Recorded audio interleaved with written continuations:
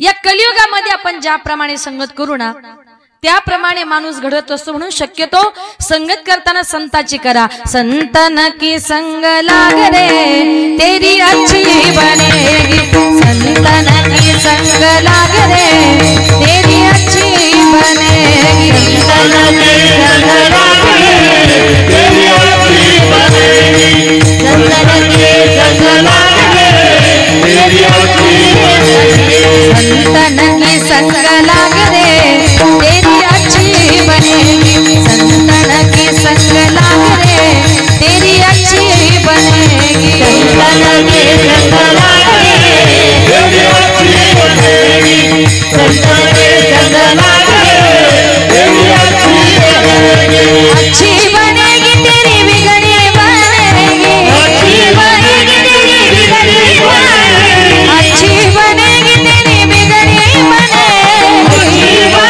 तेरी बिगड़ी बनेगी, संतन के संग लाग रे तेरी अच्छी बनेगी, संतन के संग लाग रे तेरी अच्छी बनेगी, संतन के संग लाग रे तेरी अच्छी बनेगी, संतन के संग लाग रे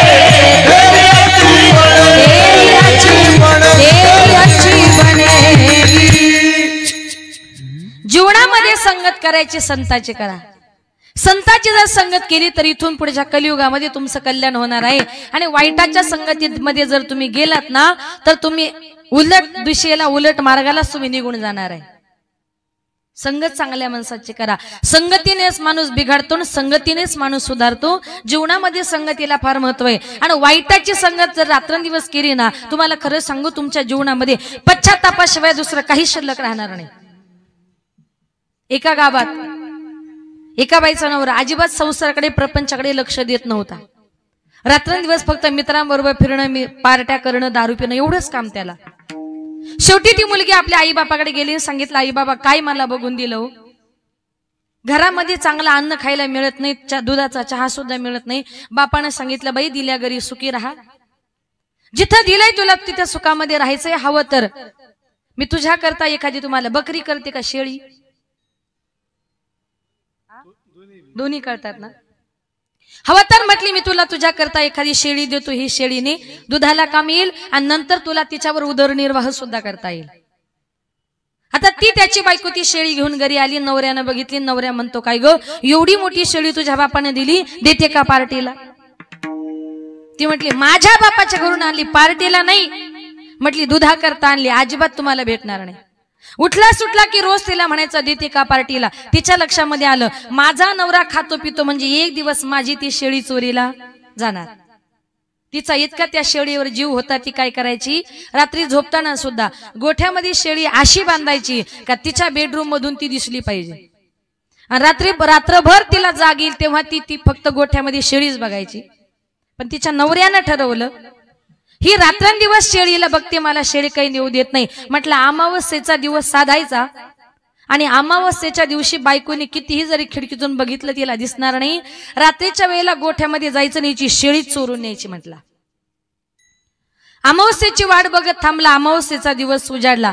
अमावस्येच्या रात्री त्याला वाटलं बायको झोपली की काय, लगेच अंधाऱ्या रात्री गोठ्यामध्ये गेला, त्यानं ती शेळी नेली, तिची पार्टी बिरटी केली। सकाळी उठला, स्नान संध्या झाली आणि गोठ्यामध्ये त्या जनावरांकडे फेरी मारायला गेला।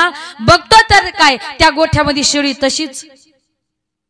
बायकोला म्हटलं काय ग गोठ्यामध्ये शेळी तशीच कशी काय? बायको म्हटली अहो त्या शेळीचं मरू द्या, पण रात्री तुम्ही 2 वाजता गोठ्यातून आपलं काळं कुत्र कुठं घेऊन गेले होते आणि कुत्र्याचीच पार्टी केली। मग नंतर त्याच्या जीवनामध्ये पश्चातापाशिवाय काही शिल्लक राहिलं का? संत महात्मे म्हणतात चांगल्या मार्गाने जा, सुसंगती सदा घडो आणि सुजन वाक्य कानी पडो। नेहमी चांगल्याची संगत करा, नेहमी चांगलंच ऐकण्याचा प्रयत्न करा। कारण संत महात्मे म्हणतात की जशी संगती तसा मनुष्य घडत असतो।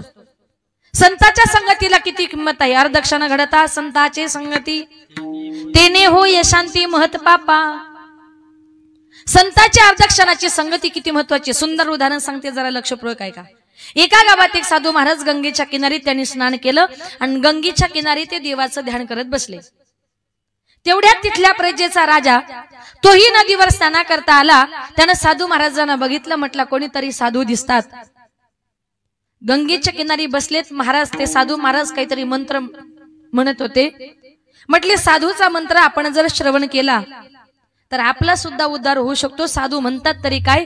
तो राजा गुपचूप गेला आणि साधूंच्या पाठीमागे जाऊन उभा राहिला. ते साधू देवाचं ध्यान करत असताना त्यांच्या समोर नदीमध्ये एक बगळा पाण्यात चोच बुडवायचा, दगडावर घासायचा, पाण्यात चोच बुडवायचा, दगडावर घासायचा. त्या बगळ्याला बघून ते साधू महाराज म्हणतात, अरे बगळ्या, अरे घीस घीस कर तीखी करे, ऊपर लगाया पाणी, जिस कारण तुम तीखी करे वो सब हम जानी. बगळ्या, घासून चोच तीक्ष्ण करतो, हे कशा करता करतो हे मला माहितीये. आणि हे साधूचं वाक्य राजाला हिंदी कळत नव्हती. त्याला वाटलं काहीतरी मंत्रच आहे. त्याने ते डोक्यामध्ये ठेवलं आणि रस्त्याने चालताना साधूचा मंत्र, संताचा मंत्र म्हणून त्याने तो मंत्र 24 तास बोलायला सुरुवात केली.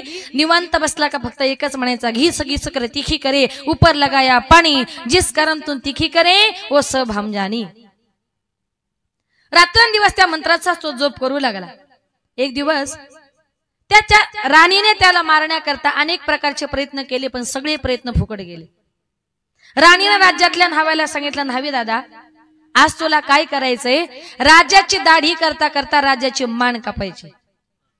न्हाव्याने सांगितलं, राजाला माहिती पडले तर अगोदर माझीच मान कापेल. तिने सांगितलं, राज्यात जर राहायचं असेल तर तुला राणीचा हुकूम पाळावा लागेल. न्हावी थरथरा कापत कापत राजवाड्यामध्ये आला. राजेसाहेबांच्या जवळ गेला आणि सांगितलं, राजेसाहेब, राणी साहेबांनी तुमची दाढी करण्याची आज्ञा दिली, कृपा करा जरा खुर्चीमध्ये बसा. राजा त्या खुर्चीमध्ये बसला. सांगितलं होतं का दाढी करता करता मान कापायची. आता दाढी करता करता मान कापायची. पूर्वीच्या काळी न्हावी लोक काय करायचे, वस्त्राला धार लावण्याकरता ते काय करायचे, पाण्यात बुडवायचे, हातावर घासायचे, पाण्यात बुडवायचे, हातावर घासायचे. मग तो न्हावी सुद्धा काय करायचा, वस्त्रा पाण्यात बुडवायचा, हातावर घासायचा. त्या न्हाव्याला बघितलं तो राजा म्हणतो, अरे न्हावी दादा, अरे घीस घीस कर तीखी करे, ऊपर लगाया पाणी, जिस कारण तुम तीखी करे वो सब हम जानी. न्हाव्या, घासून वस्त्रा तीक्ष्ण करतो, हे कशा करता करतो हे 100% मला माहितीये. त्याला काहीच माहिती नव्हतं, फक्त साधूचा मंत्र म्हणून बोलत होता. न्हाव्याला वाटलं आता आपलं काही खरं नाही, राजाला माहिती पडलं. बघू म्हटले दुसरा प्रयत्न करून. पुन्हा त्या न्हाव्यानं काय केलं, वस्त्रा पाण्यात बुडवला, हातावर घासला. राजेसाहेब म्हणतो, न्हाव्या, अरे घीस घीस कर तीखी करे, ऊपर लगाया पाणी, जिस कारण तुम तीखी करे वो सब हम जानी. आता काही खरं नाही म्हटला. राजाच्या अगोदर आपली मान कापणार. न्हावी थरथरा कापू लागला. हातातला वस्त्रा खाली टाकला, राजाचे पाय धरले, सांगितलं, राजेसाहेब मला माफ करा, याच्यामध्ये माझं काहीच नाहीये, हा सगळा तुमचा राणीचा प्लॅन आहे. राजा म्हटला, आता खरं सांग, मला काहीच माहिती नव्हतं, पण तू माझे पाय धरले, तू म्हटलं राणीचा प्लॅन आहे, खरं मला सांग काय झालं. त्यावेळेला न्हाव्याने सांगितलं, राजेसाहेब, तुमच्या राणीची आज्ञा अशी होती का राजे साहेबांची दाढी करता करता मान कापायची, म्हणून मी वस्त्राला धार लावत होतो. दृष्टांत संपला. पुढे त्यांचं काय झालं आपल्याला काहीच करायचं नाही. पण याच्यातून आपल्याला एक घ्यायचंय का त्या दिवशी कदाचित जर राजाने ते साधूचं वाक्य ऐकलं नसतं तर कदाचित त्याच वस्त्रानं राजाची मान कापली गेली असती. पण अर्धक्षण घडता संताचे संगती, तेने होय शांती महत पापा. अर्धक्षणाच्या संगतीमुळे काय झालं, त्या राजाचा सुद्धा उद्धार झाला. म्हणून माझे संत महात्मे या जगामध्ये श्रेष्ठ आहे. त्याला कारण का, माझ्या संत महात्म्यांनी त्या देवाच्या नावाचा झेंडा स्वर्ग मृत्यू पाताळ यांचा मंडप घातला. चार वेदाचा वर फुलवरा बांधला. शास्त्र प्राणी अनुवादाचा गोंधळ बांधला.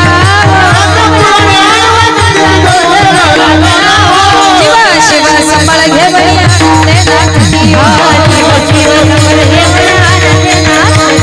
जीव शिव संबळ घे बळी आनंदे नाचती.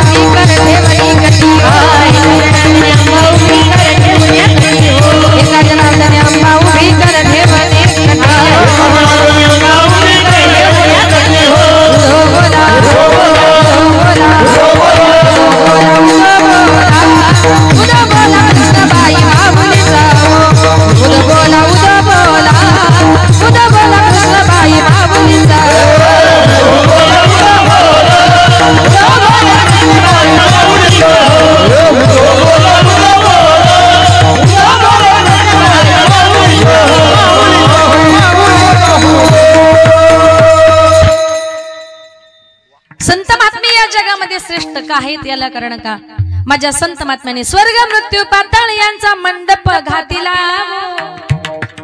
तीनही लोकांमध्ये देवाच्या नावाचा झेंडा लावला आणि संत महात्म्यांमुळे तुमचा माझा सुद्धा उद्धार झाला. म्हणून या कलियुगामध्ये संत श्रेष्ठ आहेत. संत का श्रेष्ठ आहेत तर माझे नामदेवराय म्हणतात की संत संगतीचे काय सांगू सुख, आपण पारिखी नाही तिथे पारख म्हणजे ओळख.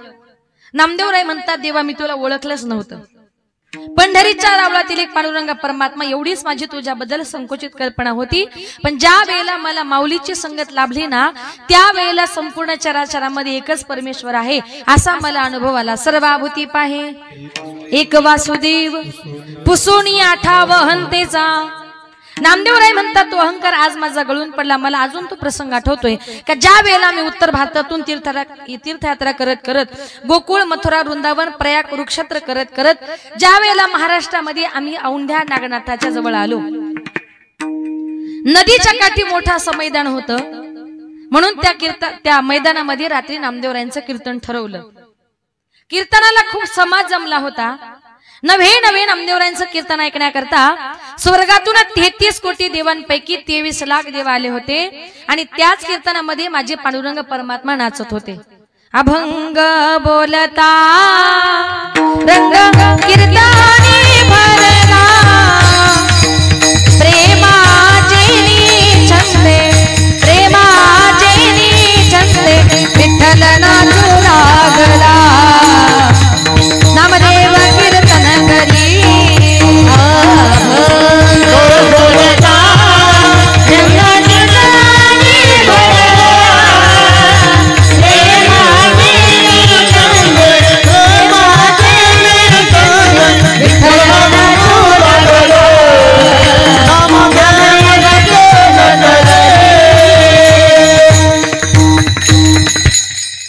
अभंग बोलता रंग कीर्तनी भरला, प्रेमाची छंदे विठ्ठल नाचू लागला.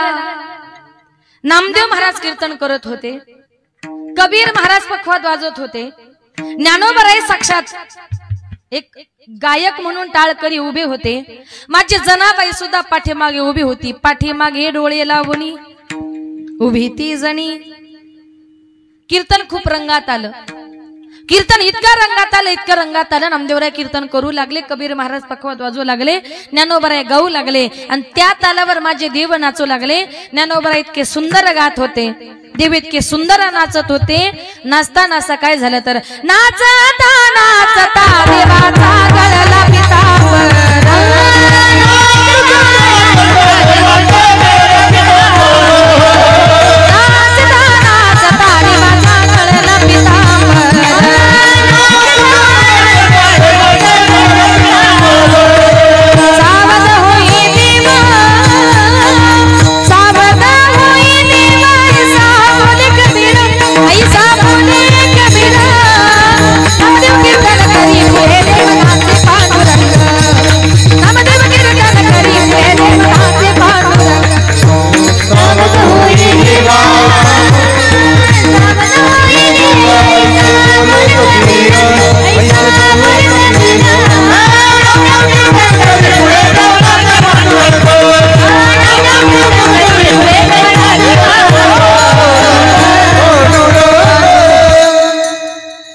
नाचता नाचता देवाचा गळला पितांबर. देव इतके उड्या मारत होते, गायनाचे उडी आपोलिया छंदे इतके नाचत होते. धन्य जगे तोचे एक हरी रंगी नाचे, रामकृष्ण वासुदेव सदा स्मरे वाचे. धन्य जगे तोचे एक हरी रंगी नाचे. इतके नाचत होते. नाचता नाचता देवाचा पितांबर गळला तरी देव भानावर नाही. पखवाद्याचं कसं सगळ्या टाळकऱ्यांकडे लक्ष असतं तसं कबीर महाराजांचा देवाकडे लक्ष गेलं. बघतात तर काय पितांबर म्हणजे आपल्या भाषेत धोतर. नाचता नाचता देवाचा पितांबर गळला तरी देव नाचतायत. कबीर महाराज खुणवतात, म्हणतात देवा देवा आहो तुमचा पितांबर. देव म्हणतात बघ गबस कबीरा, कीर्तनामध्ये बोलायचं नसतं. त्याला गप केलं, देव ऐकूनच घ्यायला तयार नाही. आता कबीर महाराज पुन्हा पुन्हा देवाला खुणवतायत म्हणून बाकीच्या सुद्धा टाळकऱ्यांचं लक्ष देवाकडे गेलं आणि त्यांच्या लक्षात आलं देवाचा पितांबर गळलाय, तरी हे देव नाचतायत. पाठीमागून काही वारकरी मंडळी आली, देवाचा हात पकडला. साधू या संतांनी देवाला धरिले मनगटी, काय झाला म्हणून दचकला जग जेठी. नाचता नाचता अचानक हात पकडला. काय झालं? कबीर महाराज म्हटले देवा तुमचा पितांबर गळलाय. देव बाजूला झाले, पितांबर सावरू लागले. आणि जनाबाई म्हटली जोपर्यंत देव पितांबर सावरताय ना तोपर्यंत ज्ञानोबा राया एक अभंग म्हणा. जनी म्हणे ज्ञान देवा बोला भंग. म्हणून वारकरी संप्रदायामध्ये 3 चाली होतात. एक पहिली चाल, एक मधली चाल आणि एक तिसरी चाल. मधली चाल आहे ती जनाबाईची. देव पितांबर सावरेपर्यंत चाल झाली, तिला जनाबाईची चाल असं म्हणतात. इतका कीर्तन रंगात आलं. रात्री 9 वाजता कीर्तन सुरू झालं, पहाटे 4 वाजले तरी कीर्तन चालूच. तिथे काही कर्मठ ब्राह्मण मंडळी मंदिरामध्ये पूजा करता आली. बघतो तर काय मंदिरात जाण्या रस्ता नाही. ओरडले महाराज ही काय कीर्तन करण्याची जागा आहे? मंदिराच्या पाठीमागे मोठं मैदान आहे, तिकडे जा आणि तिकडे जाऊन तुमचं कीर्तन करा. संत महात्मे शांत स्वभावाचे असतात. नामदेवराय तिथून निघाले, मंदिराच्या पाठीमागे गेले. सगळा समाज नामदेवरायांच्या पाठीमागे गेला. देवही गेले, कबीर महाराज गेले, ज्ञानोबाराय गेले, नामदेवराय गेले, जनाबाई गेली, 23 लाख देव गेले. पुन्हा कीर्तन सुरू झालं. नामदेवराय कीर्तन करू लागले, ज्ञानोबाराय गाऊ लागले, कबीर महाराज पक्वाद वाजवू लागले, देव नाचू लागले. बाकीचे श्रोते मंडळी कीर्तन श्रवण करत होती. अरे तिथल्या औंढ्या नागण्यात देवाला साकडं पडलं की आज 23 लाख देव माझ्या घरी पाहुणे आलेत. जगाचा बाप पांडुरंग परमात्मा माझ्या घरी पाहुणा आलाय. इथल्या कर्मठ ब्राह्मणाने त्यांचा अपमान केलाय, त्यांना मंदिराच्या पाठीमागे पाठवलंय. आता मला असं स्वस्त बसून चालणार नाही. अरे त्या औंढ्या नागण्यात देवानं काय केलं? फिरविले राहुळ जगा माझी ख्याती, नामदेवा हाती दूध नामदेवा हाती. औंढा नागनाथ देवानं देखील गरकन आपलं तोंड फिरवलं. दुष्टांत संपला. नामदेवराय म्हणतात ज्ञानोबरायांनी मला ज्या कर्तुमशक्ती दिली. तिथल्या औंढ्या नागनाथ देवानं तोंड फिरवलं, पण एवढं मोठं निर्जीव दगडाचं मंदिर सुद्धा फिरलं. आजही हिंगोली जिल्ह्यामध्ये तुम्ही औंढ्या नागनाथला जर गेलात तर महादेवाचा नंदी कुठे असतो? मंदिराच्या समोर. पण तिथला नंदी मंदिराच्या पाठीमागे आहे, कारण तिथल्या देवाने तोंड फिरवलेलं आहे. नामदेवराय म्हणतात ज्ञानोबरायांनी मला ज्या कर्तुम शक्ती दिली.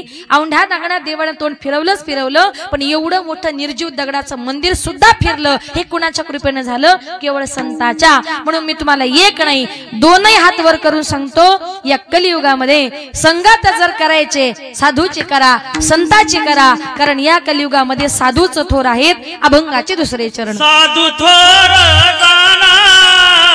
साधू थोर साधू थोर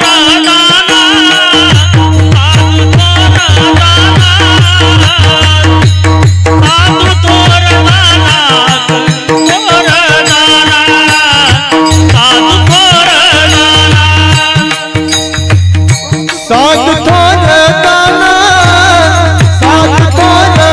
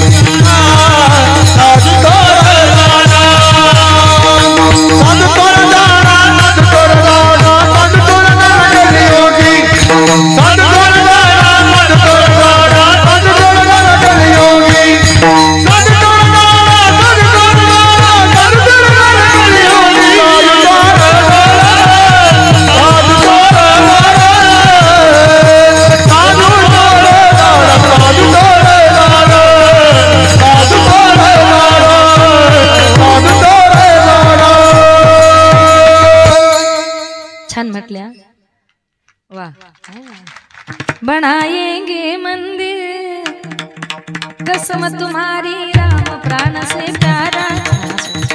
साधू थोर जाना, साधू थोर जाना, साधू थोर जाना कलियुगी। या कलियुगामध्ये साधू थोर आहे, संत थोर आहेत। संत का थोर आहेत तर संत महात्मे जगावर प्रेम करताना आपल्या शरीराचा कधी विचार करत नाही। म्हणून या अभंगामध्ये माझ्या नामदेव यांनी 3 वेळा शब्द वापरला, साधू थोर जाना, साधू थोर जाना, साधू थोर जाना। संतांना साधूंना मोठेपणा देण्याचं काम माझ्या संत महात्म्यांनी केलं। म्हणून संत महात्म्याने जो तुम्हाला मला मार्ग सांगितलाय त्या मार्गाने तुम्हाला मला प्रत्येकाला जायचंय। मार्ग दावणी गेल्या आधी दयानी रे संत तेनेची पंथे चालू जाता न पडे गुंता कुठे काही। संत महात्म्याने जो मार्ग सांगितला त्या मार्गाने तुम्हाला मला प्रत्येकाला मार्गक्रमण करायचंय।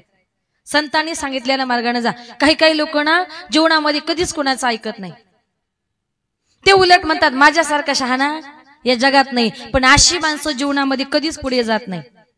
एका गावात एक सासूबाई, इकडे लक्ष द्या, सकाळी सकाळी देवपूजा करत होती, तिचे सुनबाई तिकडे स्वयंपाक करत होती।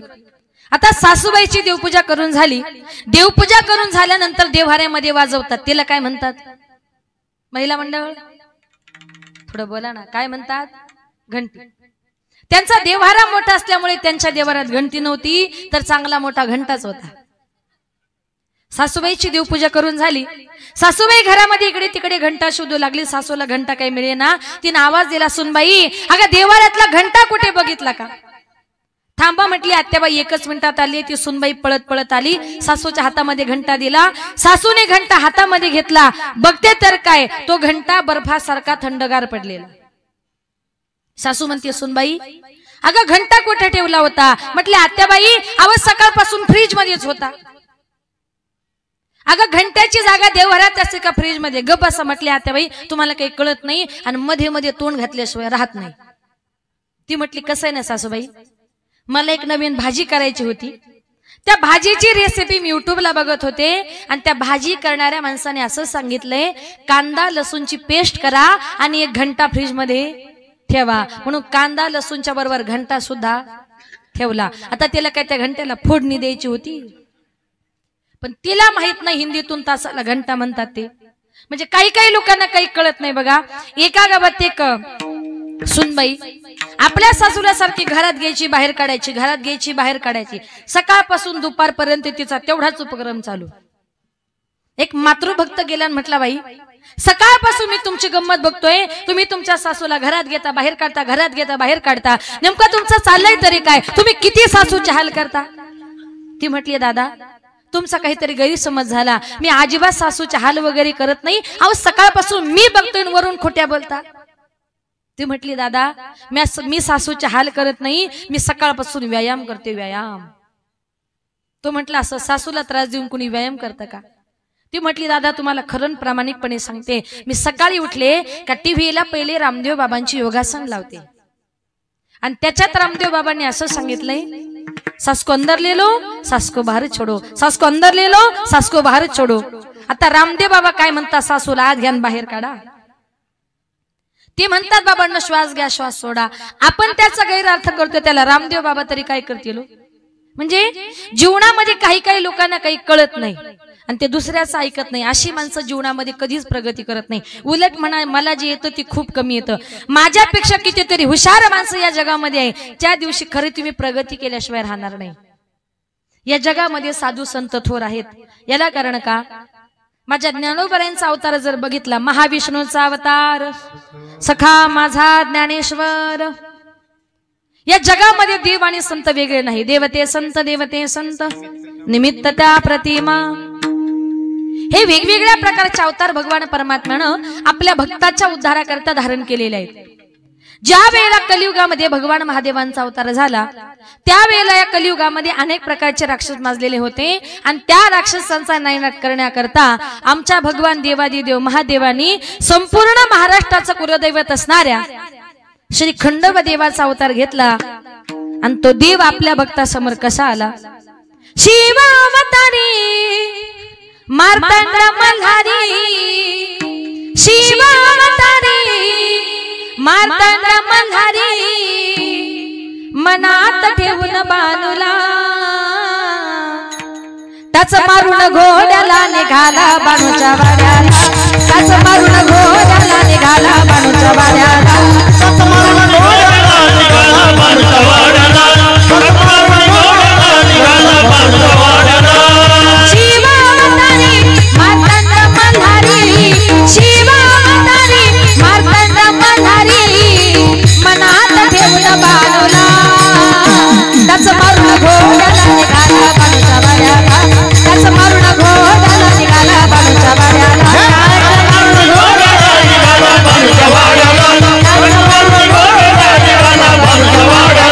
शिवशंभूचा अवतार माझा मार्तंड मल्हार शिवशंभूचा अवतार माझा मार्तंड मल्हार तिला वचनाला जागला त्याला बाणूचा वरतार तिला वचनाला जागला त्याला बाणूचा वरतार विशाल ईश्वरा संभाळिले करा विशाल ईश्वरा संभाळिले करा सुखी ठेव गाव गाड्याला त्याच मारून घोड्याला निघाला बाणूच्या वाड्याला त्याच मारून घोड्याला निघाला बाणूच्या वाड्याला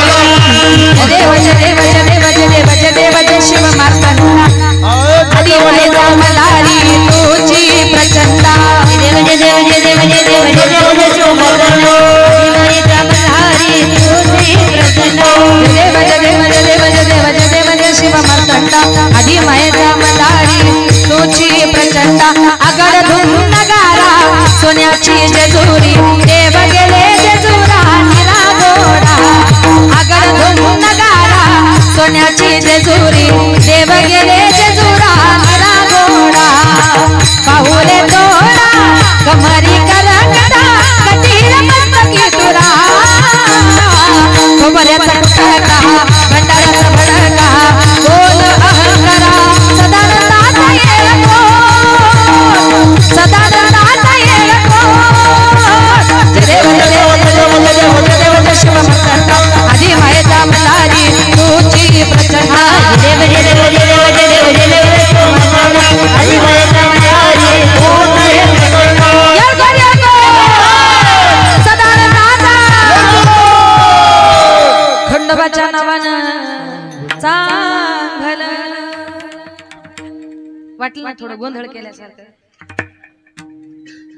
अजून म्हटले असते पण नको एखादीच्या पटकन अंगात यायचं नाही बायकांच्या लगेच सांगत येते एका गावात असंच लोक म्हटली ताई अजून म्हणा मी म्हणायला लागली तिकडून अशी जगदंबा धावत आली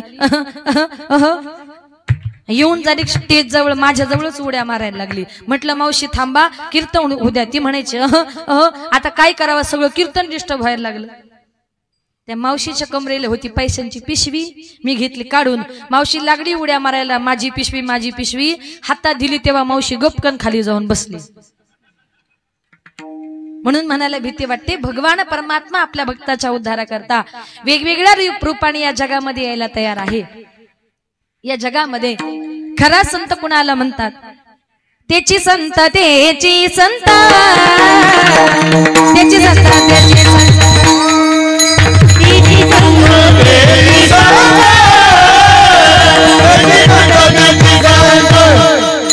त्याची संत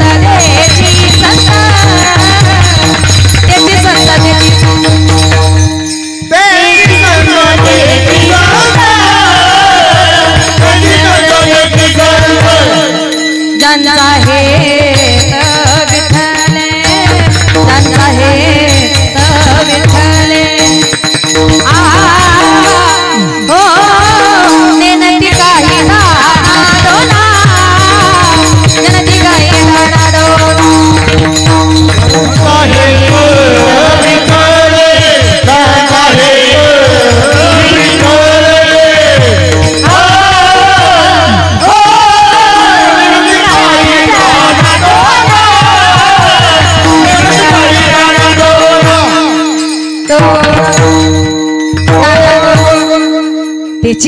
त्याची संत ज्यांचा हेत विठ्ठले खरे संत कुणाला म्हणतात? माझ्या नामदेवराय म्हणतात साधू थोर जाणा, साधू थोर जाणा, साधू थोर जाणा कलियुगी. कलियुगातले साधू थोर आहेत, पण आत्ताच्या काळातले नाही. याच्या अगोदर जे साधू संत होऊन गेले ते आत्ताच्या काळामध्ये संत झाले, पण कसे? पोटासाठी संत झाले, कलित बहुत. आपले पोट भरण्याकरता संत या जगामध्ये झाले. एका गावात असेच एक ढोंगी साधू त्या गावामध्ये आले, मंदिरामध्ये मुक्कामाला थांबले. गावातल्या लोकांना कीर्तन काय, प्रवचन काय, वेदशास्त्राचं ज्ञान काय, तुमच्या गावात बसल्या बसल्या जगात काय चालतं हे मला कळतं.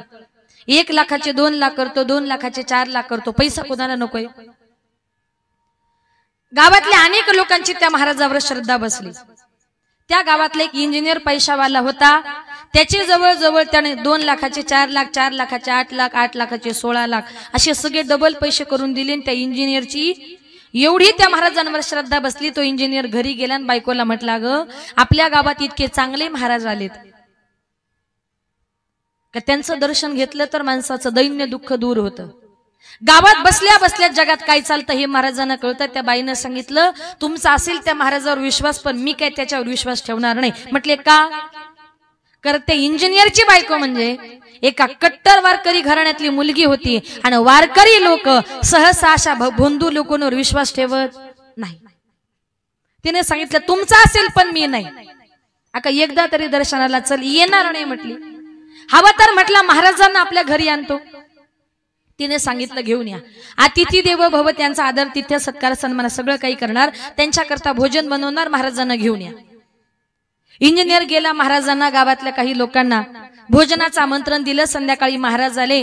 अनेक ग्रामस्थ मंडळी आली. त्या बाईनं ठरवलं, महाराजांना गावात बसल्या बसल्या जगात काय कळतं हे जर कळतं, आज जेवताना महाराजांची परीक्षा घ्यायची. तिनं ठरवलं, कारण वारकऱ्याची मुलगी होती, परीक्षा घ्यायची. तिनं काय केलं, सुंदर असं 5 पकवाडण्याचं भोजन तयार केलं. त्या भोजनामध्ये तिनं काय केलं, तिने ठरवलं, त्या स्वयंपाकामध्ये तिने भजे काढले आणि ताट वाढताना सगळ्यांच्या ताटामध्ये भजे वाढले, पण महाराजांच्या ताटामध्ये भजे वाढताना भजे असे भाताच्या खाली लपून ठेवले. काय केले? भजे भाताच्या खाली लपून ठेवले. महाराजांना इथे बसल्या बसल्या जगातलं जर दिसलं तर भाताखालचे भजे जर दिसले तर साधू खरा त्याच्या पाया पडणार, आणि नाही दिसले तर म्हटले अपमानच करणार.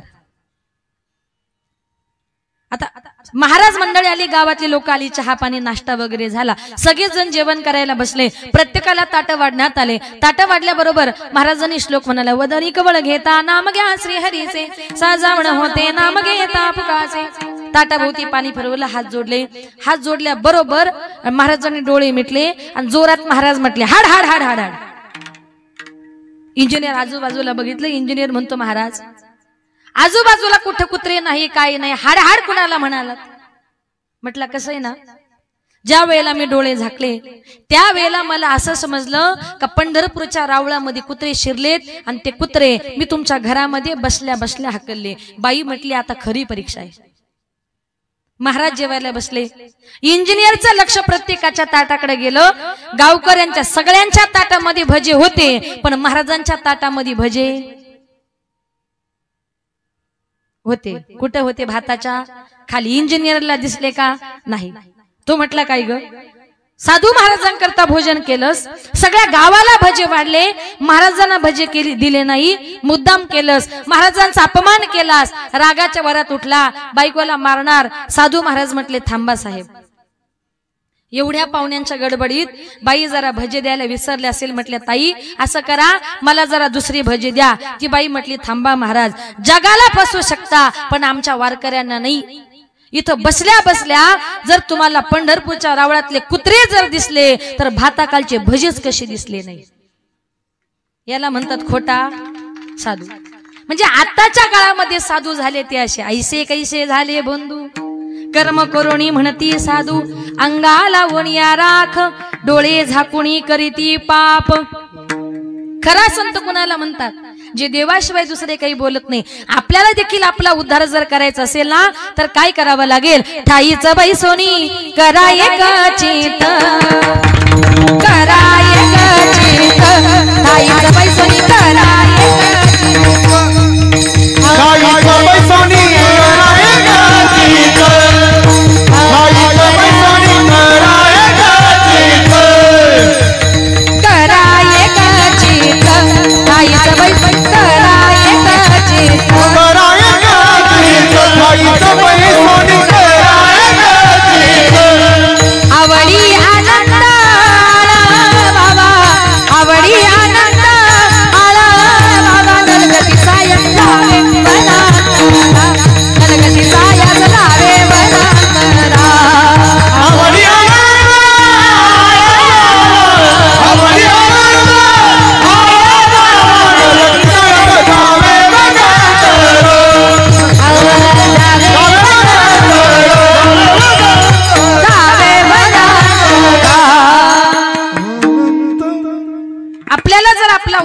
करायचं असेल तर ठाईचं बैसोनी करा एक चित्त आवडी अनंत आळवावा. घरामध्ये एका जागी बसायचं, मनापासून त्या देवाचं चिंतन करायचं, संताचं चिंतन करायचं. म्हणून साधू थोर आहेत. साधकाने नामदेवरायांना प्रश्न केला. नामदेवराय कीर्तन सुरू झाल्यापासून ऐकतोय संत श्रेष्ठ संत श्रेष्ठ. संत नेमकी कुणासारखे श्रेष्ठ आहेत? संत आमचा अंगीकार करतील का? संत आम्हाला जवळ घेतील का? नामदेवराय म्हणतात संत इतरांच्या कल्याणाचा विचार करतातच करतात, पण ज्यांनी त्यांना त्रास दिला, ज्यांनी त्यांचा छळ केला, त्यांच्या कल्याणाचा विचार देखील त्या आईच्याच मायेने करतात. म्हणून तर संपूर्ण जग आजही माझ्या ज्ञानोबरायांना माऊली या नावानं ओळखतं. संन्यासाची मुलं म्हणून त्यांचा किती छळ केला म्हणून सांगू. तो प्रसंग आठवला तर अंगावर शहारे येतात, डोळे अश्रूंनी भरतात. ज्यांच्या ओठावरचे दूध वाळले ना वाळले तोच त्यांच्या माता पित्यांना देहांताची शिक्षा दिली. त्यांच्या झोळीमध्ये शेळ्या भाकरीचे तुकडे टाकले नाहीत, परंतु शेण आणि दगड टाकले. स्वतःच्या घरातून तांब्याभर पाणी दिलं नाही, इंद्रायणी देखील पाणी भरू दिलं नाही. मांडे भाजण्याकरता भांड दिलं नाही, पण कुंभारांना दिलेलं खापर हिसकावून घेऊन ते मुक्ताईच्या तोंडावर गाल सुजेपर्यंत मारलं. इतका हा आळंदीकरण दिलेला त्रास माझ्या ज्ञानोबरायांनी एकाही अभंगात एकाही ओवीमध्ये व्यक्त केला नाही. उलट जगाच्या कल्याणाची भीक मागितली. काय सांगितलं? जे खळांची व्यंकटी सांडो तया सकरवी रती वाढो भूता परस्परे पडो मैत्रचे वांचे. खळ म्हणजे वाईट. ज्यांनी ज्यांनी माझं वाईट केलं ना, अशा सगळ्या वाईटांचं चांगलं हो. संत महात्मे विश्वावर दया करताना आपल्या शरीराचा कधी विचार करत नाही. अभंगाचे तिसरे सर्वभूती समय हलोकी सर्वभूती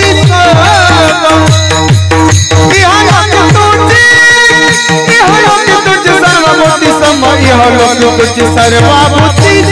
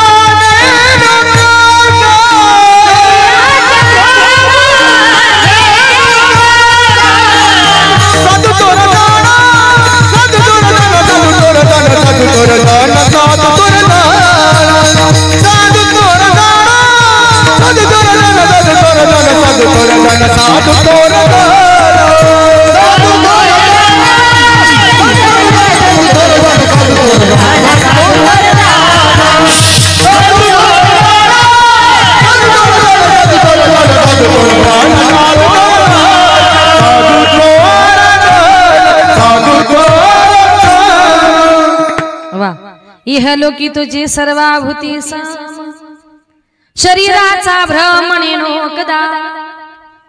नामदेवराय म्हणतात या कलियुगामध्ये साधू थोर आहे, संत थोर आहे. त्याला कारण का? संत महात्मे जगावर प्रेम करताना आपल्या शरीराचा कधी विचार करत नाही. एकदा भगवान बुद्ध आपल्या नादात एका नगरातून चालले होते. गळ्यामध्ये विना, हातामध्ये चिपळ्या, अखंड देवाचं चिंतन चालू होतं. नाचत चालले होते, उड्या मारत चालले होते. आणि हा प्रकार एका कुत्र्यानं बघितला. तो कुत्रा जोर जरा भुंकत आला. भुंकत भुंकत येऊन त्यानं भगवान बुद्धांच्या पायाचा लचका तोडला. पायातून रक्त वाहू लागलं. काडीचाही प्रतिकार नाही. तरीही भगवान बुद्ध नाचतात म्हणून कुत्र्यानं दुसऱ्या पायाचा लचका तोडला. दुसऱ्या पायातून रक्त वाहू लागलं. काडीचाही प्रतिकार नाही, तरी नाचत होते. एका माणसाने गच्चीवरून बघितलं, तो ओरडला, महाराज महाराज, कुत्ता कुत्ता. महाराज म्हटले, कुत्ता जाने और चमडी जाने. कुत्रा चावला यात माझं गेलं तरी काय, कारण हे शरीर माझं नाही. देह हा पाचाचा आणि लावसणा, शिकी ज्याचा त्याला देणे पडे. या देहाला मी सांभाळलं, या देहावर मी प्रेम केलं, कुठपर्यंत आयुष्याचा साधणे सच्चिदानंद पदवी घेणे. संत महात्मे जगावर प्रेम करताना शरीराचा विचार करत नाही, पण आपण मात्र आपल्या शरीरावर खूप प्रेम करतोय. आजही काही काही लोक या देहाला नटवण्याकरता, या देहाला सजवण्याकरता अनेक प्रकारचे प्रयत्न करतात. तुका म्हणे धन, धनासाठी देती प्राण. धनासाठी संपत्तीसाठी लोक जीवही द्यायला तयार असतात, पण लक्षात ठेवा धन संपत्ती माणसाला कधीच शेवटपर्यंत पुरत नाही. आणि धन संपत्ती पैसा असाय, प्रारब्धेसी जोडे धन, प्रारब्धेसी वाढे मान. सोच का करीसे वाया, भजमन पंढरी राया. आपली धन संपत्ती, आपला पैसा सगळं आपल्या नशिबावर अवलंबून आहे. नशिबातही तेवढंच घडतं, नशिबापेक्षा जास्त या जगामध्ये तुम्हाला मला कधीच नशिबाच्या अगोदर आणि नशिबाच्या जास्त जगामध्ये कधीच मिळणार नाही. तुमचं माझं प्रत्येकाचं नशीब महत्वाचं आहे. जे लिहून ठेवलंय ना, लल्लाटीचे लिहिले परी कदा न जाय पुसिले, तैसे काळे गोरे पण पुसून जाय. जे तुमच्या माझ्या नशिबामध्ये आहे ते घडल्याशिवाय राहणार नाही. एक सुंदर उदाहरण सांगते, नशीब किती महत्वाचं. एका गावात 2 भाऊ राहत होते, 15-20 एकर जमीन. काही दिवसांनी दोघा भावांची भांडणं झाली, जमिनीच्या वाटण्या झाल्या. दोन्ही शेताच्या मध्ये एक बांध आला. दोघाही भावांनी टोमॅटो लावले. मोठ्या भावाचे टोमॅटो चांगले आले आणि छोट्या भावाचा टोमॅटो रोग गेला. याने विचार केला, खत औषध पाणी सगळं काही तेच, मध्ये फक्त एक बांध आहे, त्याचे टोमॅटो चांगले आणि माझ्या टोमॅटोवर तो रोग गेला. म्हटलं शेती करण्यात आपलं नशीब काही चांगलं नाही. आजपासून म्हटलं शेती करायचीच नाही, शेती करायची सोडून दिली. नवीन धंदा शोधण्याकरता बाजारात गेला. आता बाजारात गेल्यानंतर बाजारात त्याला तिथे त्या एक माशी विकणारा दिसला. त्या माशी विकणाऱ्याकडे असा तो मोठा लांब मासा, काय म्हणतात त्याला माहिती का तुम्हाला? असा तो मोठा लांब नाही, सगळे वारकरी आहेत असं गृहीत धरूया. विचारलं काय रे बाबा, एवढा मोठा मासा किती रुपयाला विकला? त्याने सांगितलं एक मासा 100 रुपयाला. त्याने विचार केला, एक मासा 100 रुपयाला, दिवसभरात 5 मासे विकले तर 500 रुपये मिळतात, याच्यासारखा चांगला धंदा नाही. म्हटलं आजपासून शेती विती करायची सोडायची आणि उद्यापासून याच्या बरोबर जाऊन म्हटलं फक्त मासे पकडून विकायचाच धंदा करायचा, दिवसाला 500 रुपये. शेती करण्याची सोडून दिली, त्याच्या बरोबर मासे पकडायला गेला. आता ज्याच्या बरोबर मासे पकडायला गेला त्याला मोठे मोठे मासे भेटायचे आणि याला मात्र बारीक नखा एवढे मासे भेटायचे. म्हटला क्या करू यार, खेत में जाने तो लांगा लुंगा और नदी में जाने तो झांगा झुंगा. म्हटलं काय करावं, शेती करण्यातही नशीब चांगलं नाही, बरं मासे पकडण्यातही नाही. म्हटलं आता दोन्ही धंदे करायचे सोडायचे आणि तिसराच नवीन धंदा शोधायचा. तिसरा धंदा शोधण्याकरता गावोगावी फिरत राहिला. फिरता फिरता आला काळखोडे गावात. त्या गावात सप्त्यात नेमकं माझं कीर्तन संपला, मला भेटला. म्हटलं ताई छान कीर्तन केलं. म्हटलं थँक्यू. म्हटलं का हो ताई, एका कीर्तनाचे किती पैसे घेता? म्हटलं घेते 15-20 हजार रुपये. म्हटलं अरे वा, आपण सुद्धा कीर्तनकारच बनायचं. म्हटलं लगेच घरी गेला, संसाराचा त्याग केला, अंगावर भगवी कपडे पांघरले आणि शेजारच्या गावामध्ये हातामध्ये जपमाळ घेतली आणि रात्रंदिवस देवाचं ध्यान करत बसला. एक दिवस त्या गावात चोरी झाली. चोरांनी एका घरातून चोरी केली. चोर पुढे पळू लागले, गावकरी पाठीमागे पळू लागले. चोरांना रस्त्यामध्ये पळता पळता दिसला हा माळ जपणारा, म्हणून त्यांनी आपल्या जवळचे पैसे त्या साधूच्या जवळ टाकले. चोर जंगलामध्ये पळून गेले. गावकरी पाठीमागून आली, बघतो तर काय, आपल्या घरातले पैसे महाराजांच्या जवळ. म्हटले महाराज डोळे उघडा, नेमके माळा जपता का चोऱ्या करता? म्हटले अहो तुमच्या सोन्याचा माझा संबंध नाही, हे कोणी आणलं? म्हटले मला माहित नाही. म्हटले महाराज दिवसा लोकांना दाखवण्याकरता माळा जपता आणि रात्रीच्या चोऱ्या करता, म्हणून त्या गावकऱ्यांनी त्या महाराजाला धरला आणि ज्या झाडाखाली जपाला बसला होता ना त्या झाडाला असा उलटा टांगला, खाली डोकं वर पाय, आणि असा मारला. तो म्हटला क्या करू यार, खेत में जाने तो लांगा लुंगा, नदी में जाने तो झांगा झुंगा, और साधू बन गया तो उलटा टांगा. थोडक्यात काय, धंदे बदलून नशीब बदलता येत नाही. लोक म्हणतात या धंद्यात यश नाही, दुसरा धंदा करू, दुसऱ्या धंद्यात यश नाही, तिसरा धंदा करू. धंदे बदलून नशीब बदलता येत नाही. तुम्हाला तुमचं नशीब जर बदलायचं असेल तर भजमन पंढरी राया, पंढरीच्या पांडुरंगाला शरण जा. तो देव तुमचं नशीब बदलण्याकरता बसलाय. कुठे? भीमा तिरी एक वसविल नगर, भीमा तिरी एक वसविल नगर, भीमा तिरी एक वसविल नगर, भीमा तिरी एक वसविल नगर.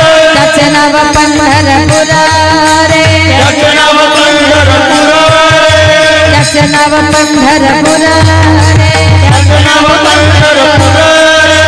तेथील मुखाची चार भुज त्याची, तेथील मुखाची चार भुज त्याची, तेथील मुखाची चार भुज त्याची, तेथील मुखाची चार भुज त्याची. बाईला 16,000 रे, बाईला 16,000 रे. नाचत जाऊ त्याच्या गावाला केडिया, सुख देईल वीर सवार. नाचत जाऊ त्याच्या गावाला केडिया, सुख देईल वीर सवार.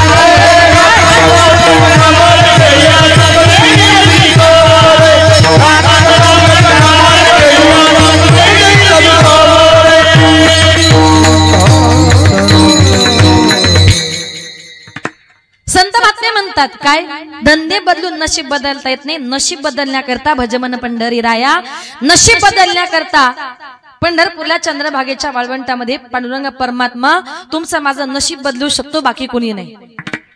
म्हणून धनावर संपत्तीवर प्रेम करण्यापेक्षा प्रेम करायचे देवावर करा. देव म्हणतात तुम्हाला मला शोधायचंय, मी कुठे? नाहम वसामी वैकुंठे योगी नामच हृदय, यत्र मद्भक्त गायंती तत्र तिष्ठामि नारद.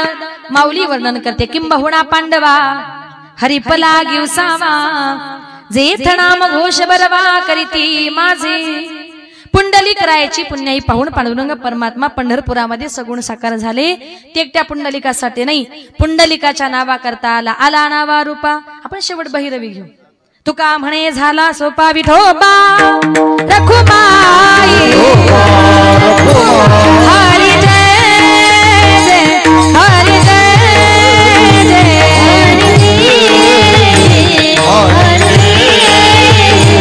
हरी जय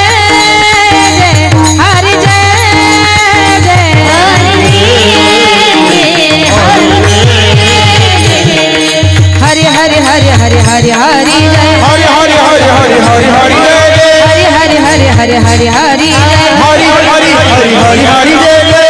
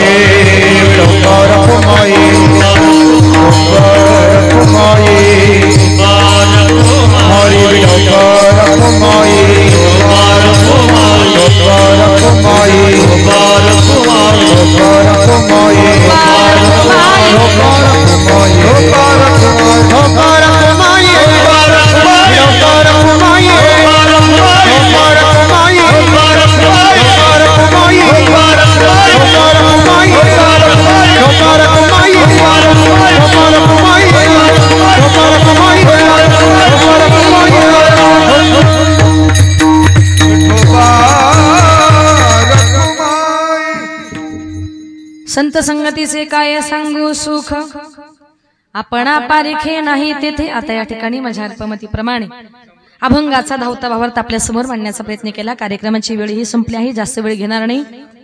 शेवटची 5 मिनिटांमध्ये ज्या छत्रपती शिवाजी राजांनी हर हर महादेवा गर्जना करत उभा महाराष्ट्र घडवला, आल्याबरोबर पहिलं पूजन झालं ते राजांच्या प्रतिमेचं, मग कीर्तनाला सुरुवात. ज्या छत्रपती शिवाजी राजांनी हर हर महादेवा गर्जना करत उभा महाराष्ट्र घडवला, त्या राजांचं गुणगान आपण केलं पाहिजे. माझं असं एकही कीर्तन नाही का राजांचं नाव घेतल्याशिवाय मी कीर्तन संपत नाही. एका माणसानं मला कीर्तन संपल्यानंतर प्रश्न विचारला, ताई तुम्ही राजे राजे म्हणता, तुमचे राजे नेमके होते तरी कोण? देव होते का? तर नीट आहे का, छत्रपती शिवाजी राजे नेमके होते तरी कोण? विजय सारखी तलवार चालून गेला, विजय सारखी तलवार चालून गेला, निदड्या छातीने हिंदुस्तान हलवून गेला.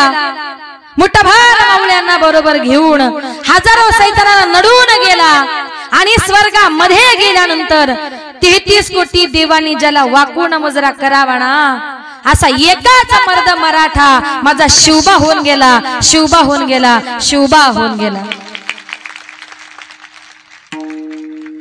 हर हर महादेव, हर हर महादेव.